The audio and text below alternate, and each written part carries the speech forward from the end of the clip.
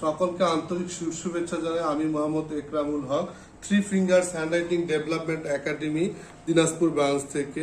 আমাদের প্রতিষ্ঠানের founder principal HM জারির, আমি উনার একজন প্রতিনিধি। উনি সংক্ষেপে উনার সম্পর্কে সংক্ষেপে বলছি। উনি হচ্ছেন এশিয়ার মধ্যে একমাত্র ব্যক্তি যিনি 680 প্রকার হাতের লেখার আলোড়ন সৃষ্টিকারী। দীর্ঘ 40 বছরের ধরে উনি হাতের লেখা নিয়ে কাজ করে যাচ্ছেন। উনার লেখা অনেকগুলো বই আছে যেটা আপনি আমাদের কাছে পাবেন। উনি বাংলাদেশ শিশু একাডেমি হাতের লেখা বিভাগের প্রতিষ্ঠাতা এবং প্রধান প্রশিক্ষক। এছাড়া উনি গ্রিনেস বুকে অ্যাপ্লাইকৃত একজন ব্যক্তি। আমাদের এই প্রতিষ্ঠানের মেইন ব্রাঞ্চ হচ্ছে উত্তরা। আমরা উত্তরা ছাড়াও ফার্মগেট, মালিবাগ, বাড়িধারা, মিরপুর, ধানমন্ডি এভাবে করে বিভাগীয় শহরগুলোতে রয়েছে। দিনাজপুরের দায়িত্বে আমি পালন করছি। এবারে আসেন আমরা কি কি টপিকস নিয়ে কাজ করি। আচ্ছা, আমরা যেসব টপিকস নিয়ে কাজ করি সেটা হচ্ছে হাতের লেখা সুন্দর করা এবং দ্রুত করা। এছাড়া স্টুডেন্টরা কিভাবে বাড়তি নম্বর পাবে, এরকম কিছু চমৎকার কনসেপ্ট নিয়ে আমরা কাজ করছি।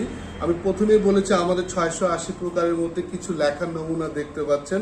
আমরা সাধারণত প্রাইমারি লেভেলে এই টাইপটা শিখে থাকি, যেটা জেনারেল টাইপ, এবং দ্রুত লেখার জন্য হাই স্কুল বা কলেজ বেস করে আমাদের এটা হচ্ছে সেমি কার্সিভ।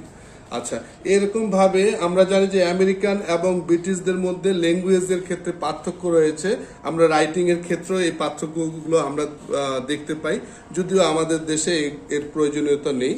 আচ্ছা, এছাড়াও আমাদের দেখতে পাচ্ছি অসংখ্য লেখার নমুনা। কত বছর বয়স পর্যন্ত এটা শেখা শুরু হয়, মানে শুরুটা স্টার্টিংটা কত? আমাদের সাধারণত 3 বছর থেকে আমরা লেখাটা শুরু করলে ভালো হয়।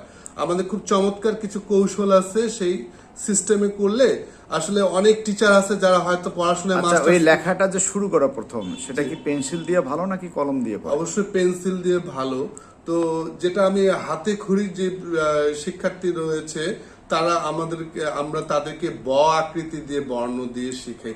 অনেকে কিন্তু স্বরে আর রস্বই দীর্ঘই এইভাবে করে না করে, যদি ধারাবাহিকভাবে না করে আমরা যদি ব দিয়ে 3টা ফোঁটা দিয়ে শিখাই, বয়ের নিচে ফোঁটা দিলে র হয়, বয়ের সাইডে ক হয়, এরকম ভাবে ঝ।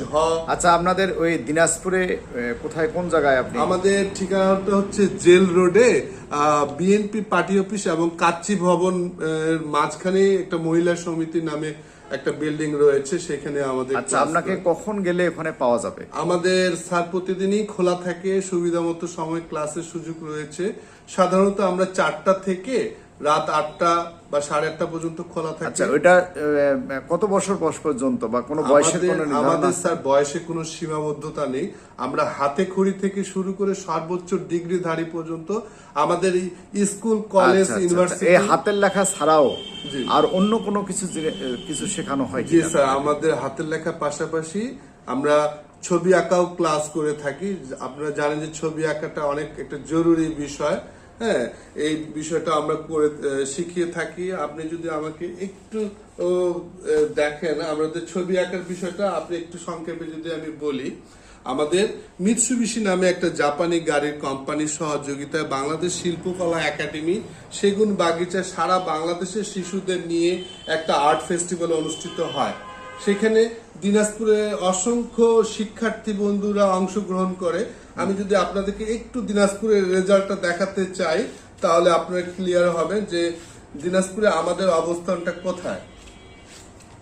আচ্ছা, এই যে আপনারা দেখতে পাচ্ছেন আমাদের এখানে চট্টগ্রামের পরে দিনাজপুরে আছে মাসিমপুর সরকারি police line, Saint Philips, Saint Francis. আমাদের আর্ট একাডেমির নাম হচ্ছে খুদে পণ্ডিতের পাঠশালা।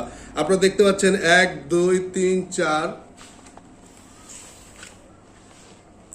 এই যে 5টি আমাদের প্রতিষ্ঠান। আচ্ছা, আপনার এই খুদে পণ্ডিতের পাঠশালা কতদিন থেকে আপনার? এটা আমাদের স্যার প্রায় 25 বছর ধরে আমাদের প্রতিষ্ঠানটা চলতেছে। আপনি কি আপনার খুদে পণ্ডিতের পাঠশালা বাদেও আপনার কোনো অন্য প্রতিষ্ঠানে চাকরি করার কোনো অভিজ্ঞতা বা এরকম কোনো আছে? অবশ্যই স্যার, আমি দীর্ঘ 12 বছর আমেনাবাকি রেসিডেন্সিয়াল মডেল স্কুলে চিরিরবন্দরে চাকরি করেছি। এর আগে সেন্ট ফিলিপস স্কুলে এবং Dinajpur laboratory school, collectorate school, বেশ কিছু স্কুলে আমি খণ্ডকালীন কাজ করেছি। আমার প্রায় আপনার 30 বছরের ছবি আঁকা এবং হাতের লেখা নিয়ে কাজ। আপনি অনেক ভালো কাজ করেছেন, শিশুদেরকে শিখিয়ে চলছেন, এখনো চলছেন। আপনার কাজ অব্যাহত থাক। আপনার সুস্থতা কামনা করি। আপনি ভালো থাকেন, সুস্থ থাকেন। আপনার প্রতি অনেক শুভকামনা রইল। আপনার প্রতি অনেক ধন্যবাদ স্যার, আপনি আমাকে এভাবে তুলে ধরেছেন। আসসালামু আলাইকুম।